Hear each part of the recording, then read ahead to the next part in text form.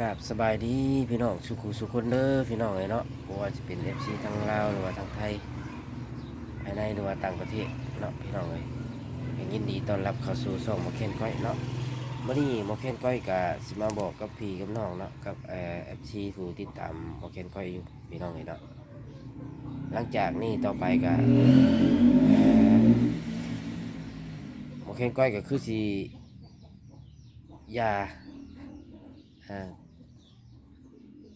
ถ่ายคลิปลง YouTube เลยพี่น้องเนาะเพราะว่าเอ้ยมันไปไม่รอดนะพี่น้องเนาะคือว่าไปบ่รอดเลยพี่น้องเนาะเพราะว่าการใช้จ่ายกัน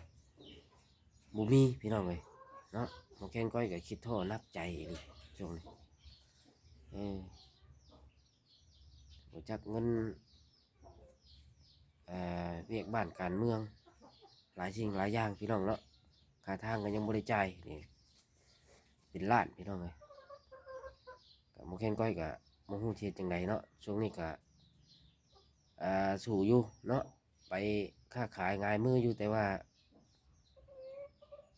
บ่คือเก่าพี่น้องเอ้ยบ่คือเก่าเนาะช่วงนี้ก็มีโรคร้ายเข้ามาเนาะในระหว่างอากาศพี่น้องเอ้ย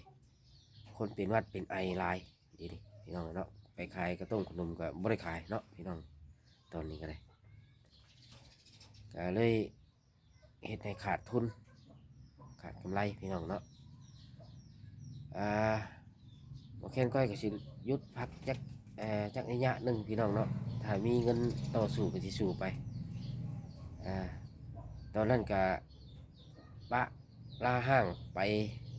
2-3 เดือนพี่น้องเนาะเพิ่นจนว่าปิดโฆษณาพี่น้องเลยเนาะ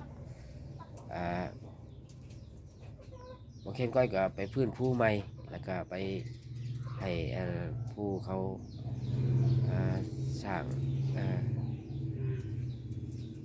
ผมก็เคยทำเลยเนาะพี่น้องไปสร้างรายได้พี่น้องเลยไปเปิดโฆษณาให้ไหมครับมาครั้งนี้โอเคก้อยก็ไปบ่รอดหลีพี่น้องเนาะบ่ฮู้ว่าสิเฮ็ดจังไดพี่น้องเลยเนาะต่อไปก็ดีช่วงนี้ก็มันเงินทองเนี่ยมันลุ่มเล่าหลายเนาะบ่ว่าจะค่าใช้จ่ายในครอบครัวหรือว่าเอ่อเรื่องเรียกบ้านการเมืองพี่น้องเนาะ มันหลายนี่บ่แค่นก้อยรับบ่ไหวพี่น้องเนาะก็คือสิสู้บ่ได้หรอกพี่น้องเนาะYouTube นี่คือสิไปได้บ่รอดพี่น้องเอ้ยเนาะถ้าว่ามีเงินก็สิไปได้อยู่พี่น้องเอ้ยอันนี้มันเงินบ่มีเนาะอ่ะขอเว้าซำนี้แหละพี่น้องเนาะมาฮอดนี้ก็